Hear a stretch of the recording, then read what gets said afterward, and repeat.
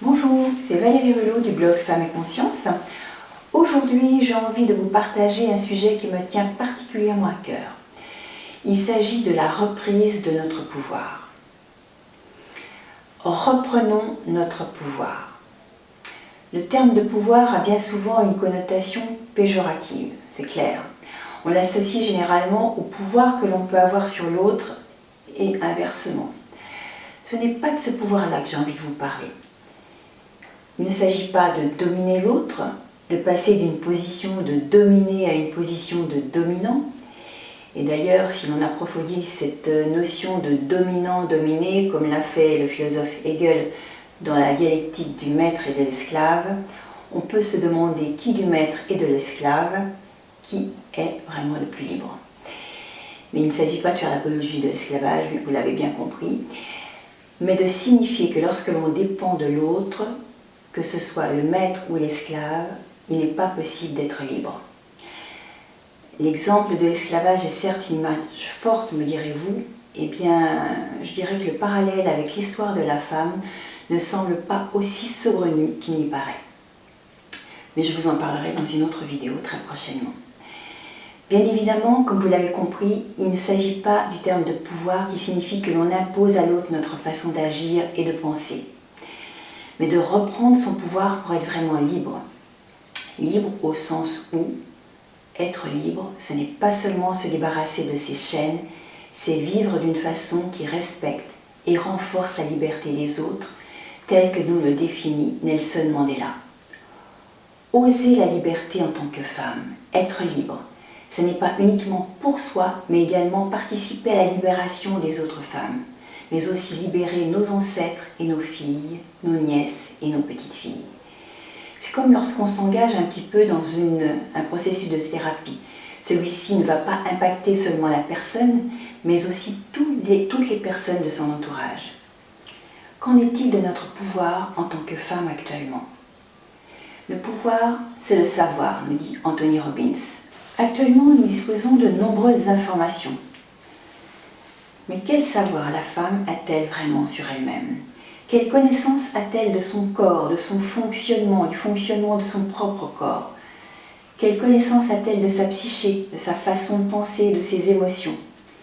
N'est-elle pas tellement occupée à penser aux autres qu'elle s'en est oubliée et que la transformation du monde est laissée à l'autre? Ou peut-être on ne lui a tout simplement pas appris à fonctionner différemment. Ceux qui ont accès à l'information peuvent se transformer eux-mêmes et transformer notre monde. En tant que psychologue, hypnothérapeute, je peux dire que j'ai accumulé beaucoup de connaissances sur le fonctionnement humain. En fait, c'est lors d'un stage auquel j'avais participé sans attente particulière, un stage que je m'accordais pour faire une pause dans ma vie de femme, que j'ai pris conscience qu'il me manquait beaucoup d'informations sur le fait justement d'être une femme. Et là, je me suis rendu compte que j'étais passée à côté de mon propre fonctionnement, du fonctionnement de mon propre corps, de mon corps de femme, de ma propre incarnation. Comment en étais-je arrivée là? Comment, en tant que femme, en sommes-nous arrivés à ce point? Et si nous ne nous connaissons pas en tant que femmes, comment nos jeunes, nos enfants abordent-ils leur vie, et notamment leur vie amoureuse, sans avoir les outils nécessaires dans la connaissance d'eux-mêmes? Comment nous sommes-nous perdus? Comment nous sommes-nous tant oubliés dans nos activités de femmes, de mères, de femmes au travail? J'accompagne de nombreuses femmes, et à la suite de cette remise en question, désormais, à chaque fois que je rencontre l'une d'elles, je m'interroge et je ne peux m'empêcher de me demander « Et toi, où en es-tu dans ta vie de femme? Où en es-tu de ta féminité ?» Et c'est en ce sens que j'ai transformé mes activités et que j'ai travaillé différemment avec les femmes. Comment cette connaissance de nous-mêmes nous a-t-elle échappé? Ou comment nous a-t-elle été dérobée? Qu'est-ce qui nous a été inculqué consciemment ou inconsciemment pour que nous agissions ou pensions ainsi?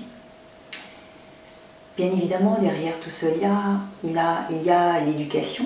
L'éducation que nous avons reçue de nos parents, qui eux-mêmes nous ont transmis les schémas qui viennent de leurs propres parents, ce qui agit consciemment ou inconsciemment à notre insu, et il y a aussi ce qui a été véhiculé par notre société, par l'inconscient aussi des histoires, et notamment les histoires que sont les contes de fées. C'est ce à quoi je vais m'attacher plus particulièrement aujourd'hui. Prenons par exemple le conte de Barbe Bleue, de Charles Perrault, où l'on peut voir très nettement l'archétype de la proie et du prédateur. Dans ce conte, Barbe Bleue était un homme si laid que personne ne voulait l'épouser.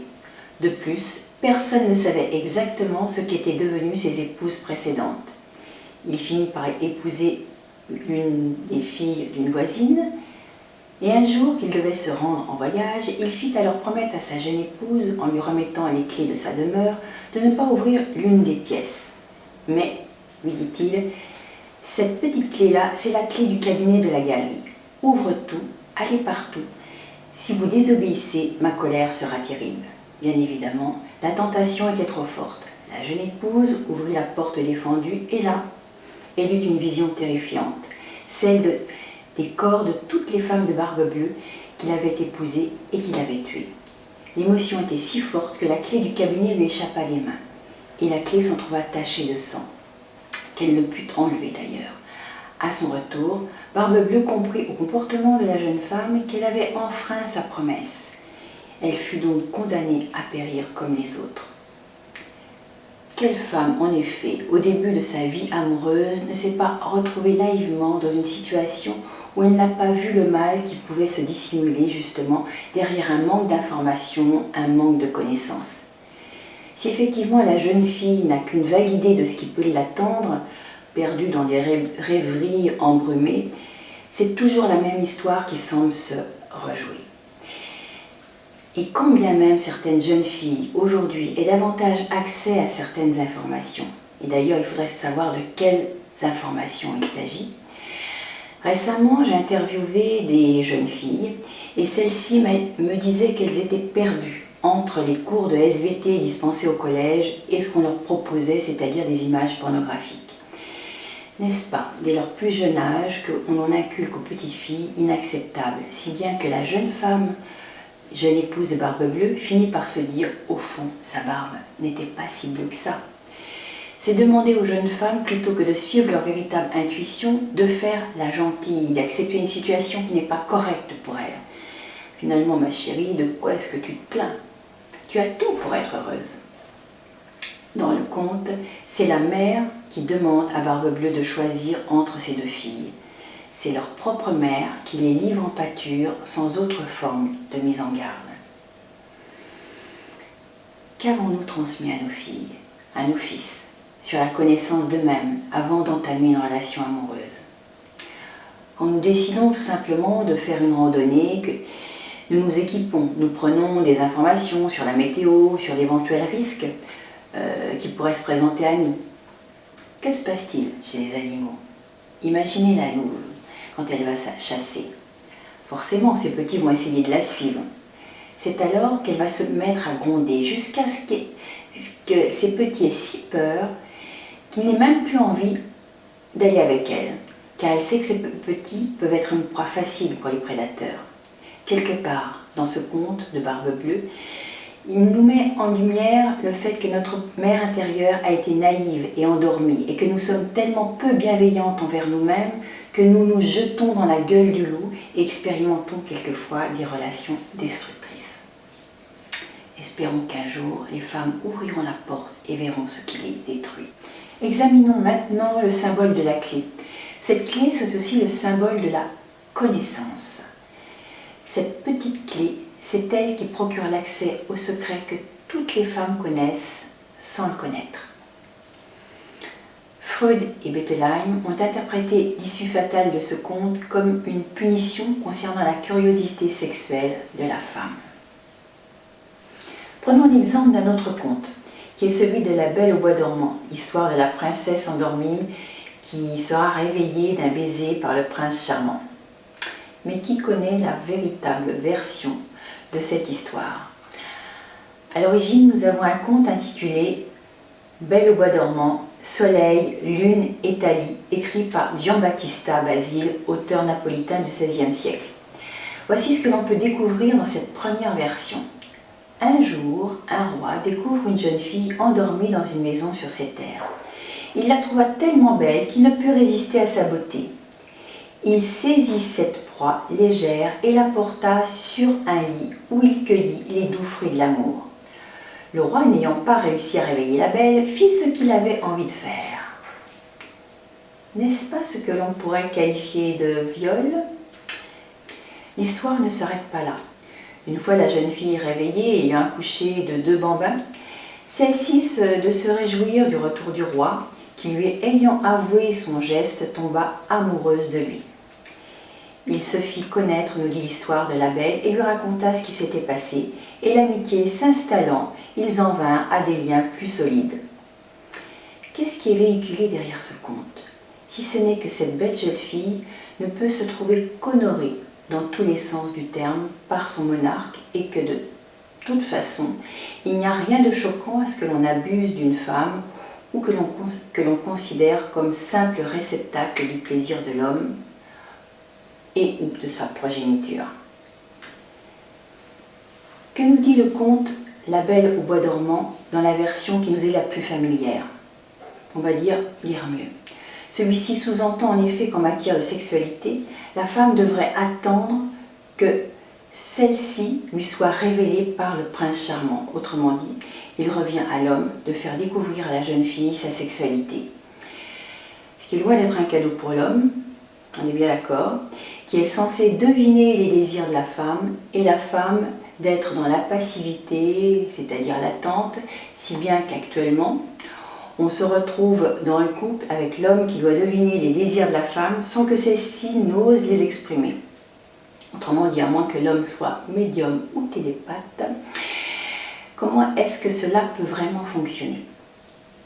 Et quand bien même nous avons accès à certaines informations, cela ne suffit pas. En fait, la véritable définition du pouvoir est notre capacité à agir et à communiquer.